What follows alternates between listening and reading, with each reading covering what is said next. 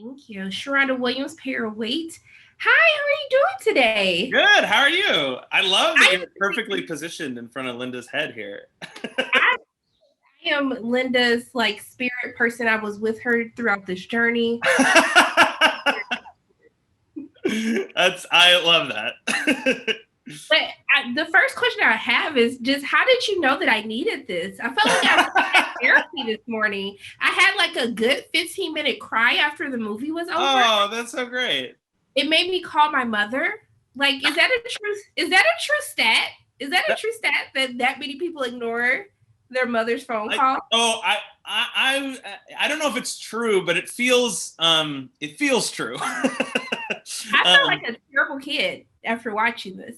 I'm glad it got you to come. That was literally no joke. That was like my goal. I was like, can we get parents and kids to connect from watching this movie? So I'm so glad you said that. No, it definitely worked. And one of the first things I want to ask you is this film, it just took on such a deeper meaning given where we're at right now as a country, right? And I wanted to know, I know this has been a long journey with the project, but now that it's actually, going to be on everyone's TV screens on streaming with Netflix, has this changed how you view your relationships, how you interact, especially with those that you might not relate to as much?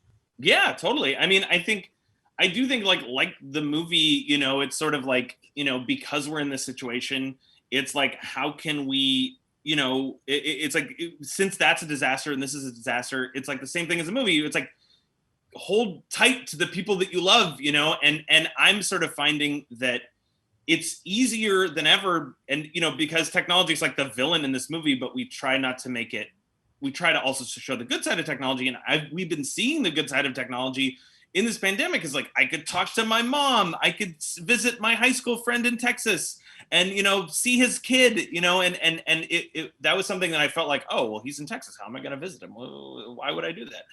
So it's been nice to be able to connect with people through technology. And even though the pandemic is terrible in most ways, that is a silver lining.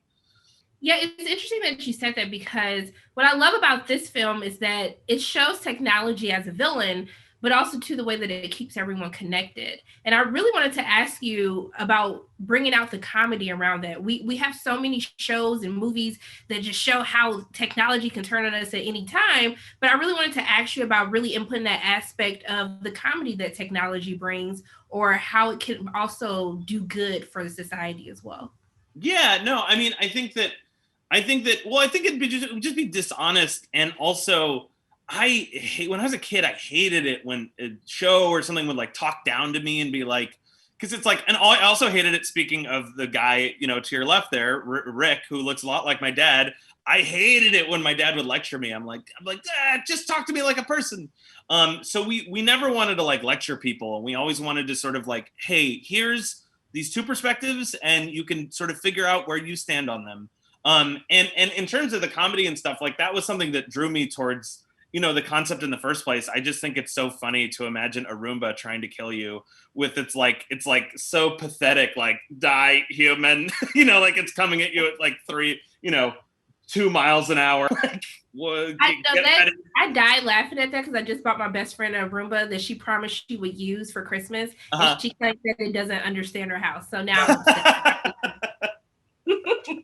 But I love that the theme of understanding your family, but most importantly, understanding your parents. And I love Katie's relationship with her dad because it's something that everyone can relate to. And I really wanted to know what symbolism that had for you, really showcasing how there's kind of like a switch that happens as we usher into adulthood, that we found ourselves so different from our parents, but then we see the similarities. Yes, totally. I'll very quickly tell the story, but because it's very Katie and Rick is very personal to me and my dad, where I used to think my dad was this crazy person. I'm like, what's wrong with this guy? One day he woke me up and he's like, Mike, wake up. We're going to build a bathtub. And I'm like, what? He's like, in the woods. So we could legally be naked in nature. And then my mom's like, he saw it on a Viagra commercial. He's like, don't worry about that. Don't worry about that. I did, but that's not important. So he builds a bathtub in the woods and everyone thinks he's crazy, including me. And I'm like, Dad, this is so insane. And then the thing was that we went to see his bathtubs and they were beautiful.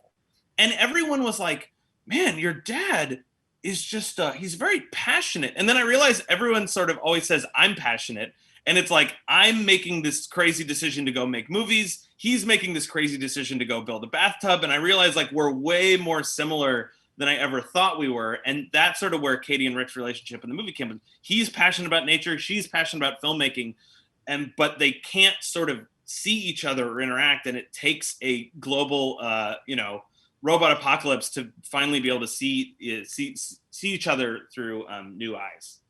I can't even do a follow-up to that story. I just want to see a picture of the bathtub. But thank you so much for giving me my therapy session with this movie. I loved it. I enjoyed talking with you today, and I really appreciate you, and I hope you have a great rest of your day. I hope you have a great rest of your day. It was awesome talking to you. Thank you. Bye. Bye.